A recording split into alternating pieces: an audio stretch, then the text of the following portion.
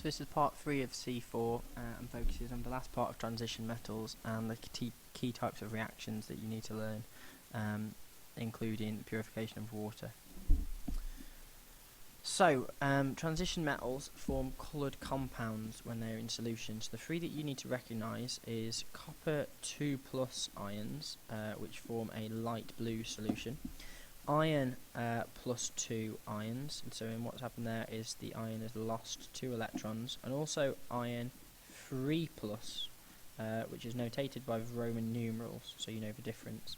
So iron 2 forms a green solution, and iron 3+ forms an orangey brown solution. Now, other reactions that are important with these are thermal decomposition reactions. So the ones that you need to be aware of are copper carbonate, iron carbonate, manganese carbonate and zinc carbonate. So the equations for these are as follows. Whenever you've got a thermal decomposition reaction, thermal is a fancy word for heat, and decomposition means to break down. So each of these reactions is a breakdown by heat. So what I do is I heat up the compound and it breaks down into 2 different parts. Now whenever you've got a thermal decomposition reaction in your GCSEs, you can always remember that you're going to form carbon dioxide, because the carbonate ion will break down into an oxide and carbon dioxide. We test for carbon dioxide by using lime water. So the test, which again you need to know, is the lime water, and if I bubble carbon dioxide through lime water, it will turn cloudy, and so that is the test, cloudy, for carbon dioxide. So copper carbonate will go to copper oxide and carbon dioxide. Manganese carbonate will go to manganese oxide and carbon dioxide. Iron carbonate, iron oxide and carbon dioxide. Zinc carbonate, zinc oxide.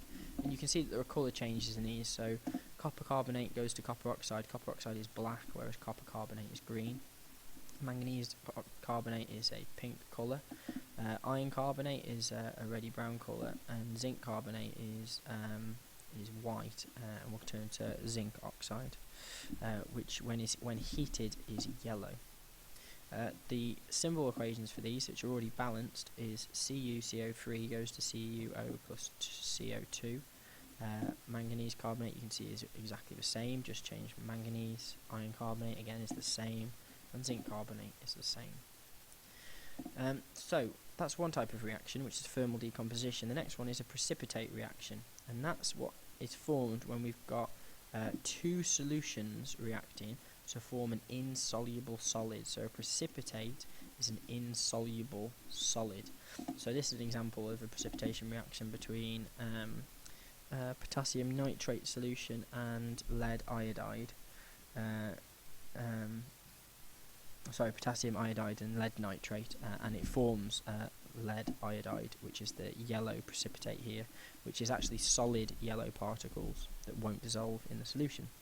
So you need to know 3 precipitates using the solutions we just discussed. So remember, copper 2+, it forms a blue solution, but it also forms a blue precipitate.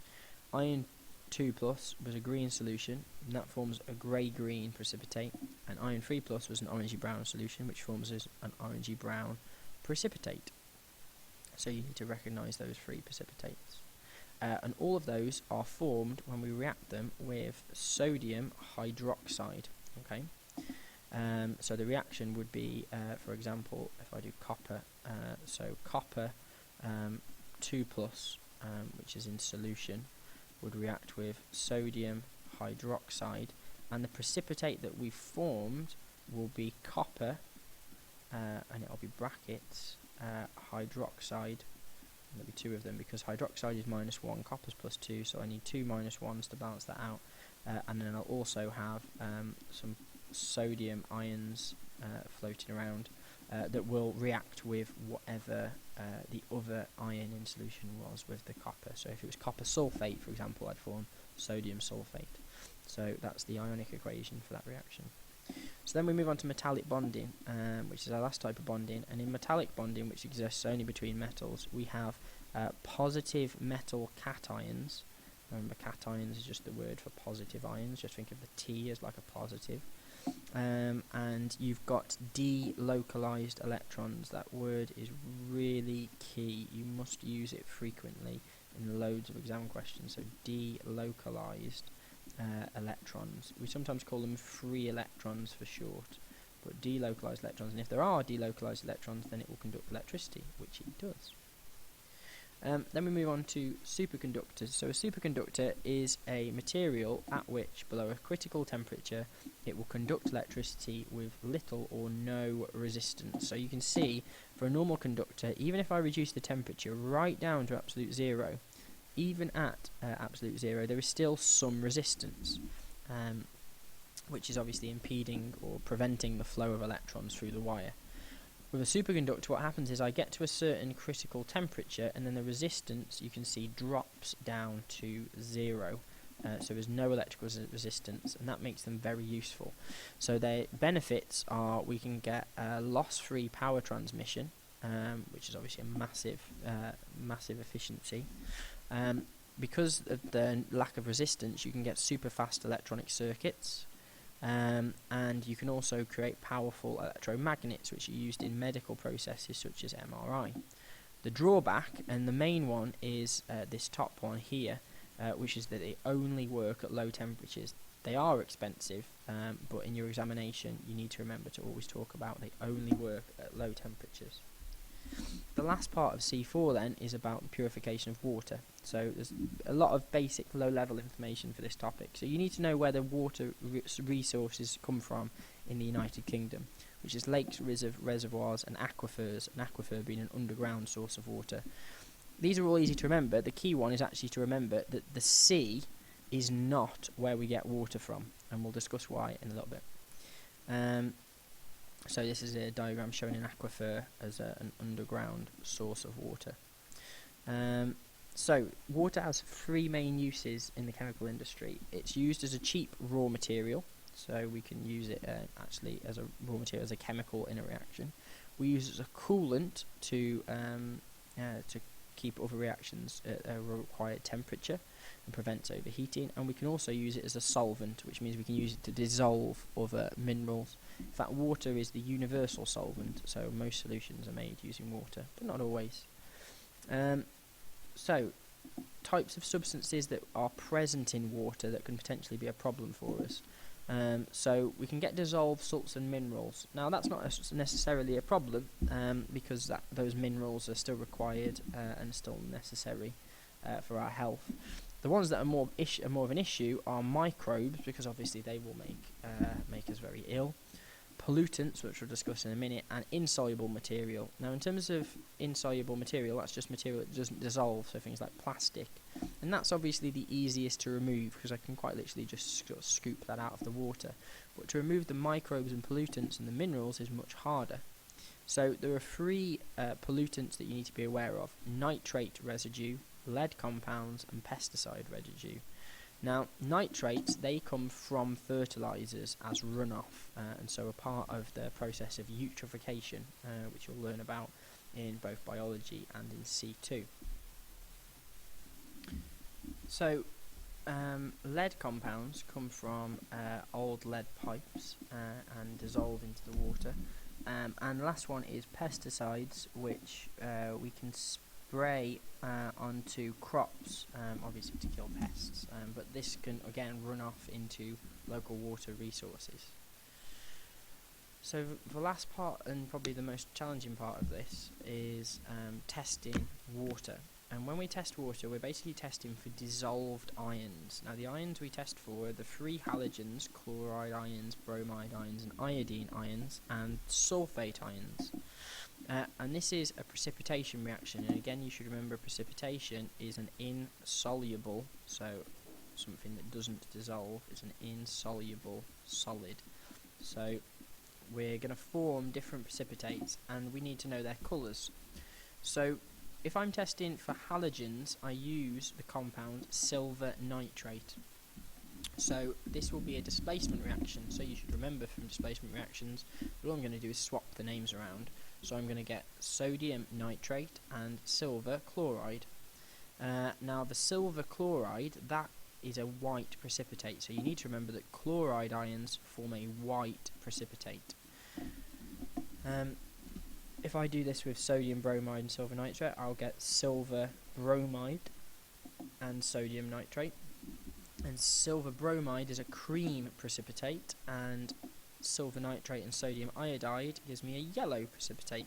If I want to test for sulfate ions, then I need to use the compound barium chloride. And again, it's a displacement reaction, so I'll get barium sulfate and sodium chloride. And the barium sulfate, that again produces a white precipitate, but you must make sure you understand that it is not the same as reacting it with silver nitrate. You have to, if you're testing for sulfate ions, test with barium chloride. If I do simple equations for these, then we've got silver chloride plus sodium chloride plus silver nitrate gives me silver chloride and sodium nitrate.